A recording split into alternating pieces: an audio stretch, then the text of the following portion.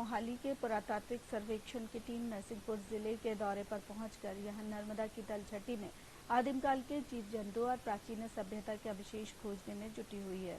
ISR के वैज्ञानिकों की टीम ने जिले के देवा, कछार, उमरिया, गवारी, समनापुर, महादेव पेपरिया सहित 28 स्थलों को चिन्हित किया है।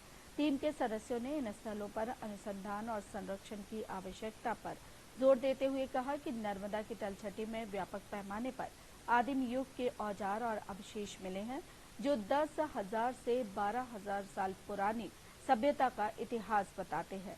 ये स्थल शोध की दृष्टि से बेहद महत्वपूर्ण है। वैज्ञानिकों की टीम का कहना है कि किसी दौर में नर्मदा के किनारे दलदल हुआ करता था, जहां ऑस्ट्रीज, जिराफ, हिप्पो, गैंडा, मगरमच्छ पाए जाते थे, लेकिन इनके लगातार शिकार और पर्यावरण में बदलाव की वजह से ये धीरे धीरे विलुप्त हो गए।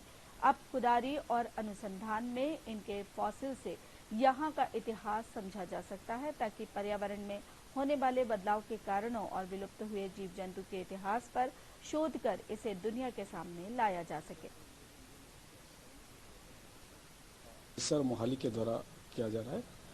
इसमें हम जो हमारे जो अनुसंधान है वो नर्मदा जी के किनारे है, जो जीव जंतु मिलते हैं उनके जो उसके जो मिट्टी है उसमें जो आदि मानव का जो संधान मिलता है, हम उसी के ऊपर रिसर्च कर रहे हैं। और पहली बात इसमें हम ये देखते हैं कि पहले ज़माने की जो पर्यावरण है वो कैसे थे और उसमें से कैसे बदलाव हुए। जो बदलाव हुए उसमें कौन कौन से जीव जंतु थे, कौन कौन से जीव जंतु जो है उनका ख़त्म हो गए और कौन कौन से जीव जंतु अभी तक बचे हैं, वो जीव जंतु कहाँ गए। ये हमारा जो इतिहास के बारे में बताता है। ये वो इतिहास है जो किसने लिखा नहीं है, इसका हम डिस्कवर करते हैं और उसके बारे में हम उनका रिसर्च करते हैं।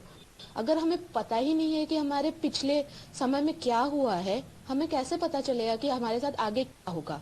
जैसे कि लिटिल आइस एज, उस समय पे क्या हुआ था, पूरी पृथ्वी के बहुत सारे हमारे ग्लेशियर्स बन गए थे, बहुत ज्यादा आइस बन गया था चारों तरफ। वो फिर से रिपीट हुआ था आफ्टर, मतलब वो पहली बार नहीं हुआ था। हम जब हजारों मिलियन ईयर्स पीछे गए, लाखों ईयर्स पीछे गए, हमें पता चला कि ये तो मतलब ये तो एक पीरियोडिक प्रोसेस है, ये बार बार होता रहता है।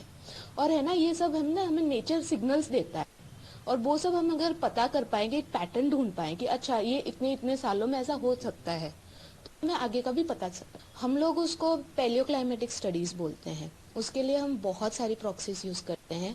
एक प्रॉक्सी कभी आपको सही रिजल्ट नहीं दे सकता। बायोमार्कर्स हो गए, पोलन हो गए, पोर्स हो गए, बहुत सारे प्रोसेसेस होते हैं। वो उसमें ज्यादातर मिट्टी को ही हम यूज करते हैं, क्योंकि मिट्टी में सब चीज प्रिजर्व्ड रहता है। हर जैसे मैंने पहले ही बोला था कि मिट्टी में एक डायरी की तरह है। उस समय पे जो हुआ था वो उसमें लिखा हुआ होता है, हमें बस उसको इंटरप्रेट करना होता है। और उसके लिए बहुत सारे वैज्ञानिकों ने बहुत सारे टेक्निक्स निकाले हैं।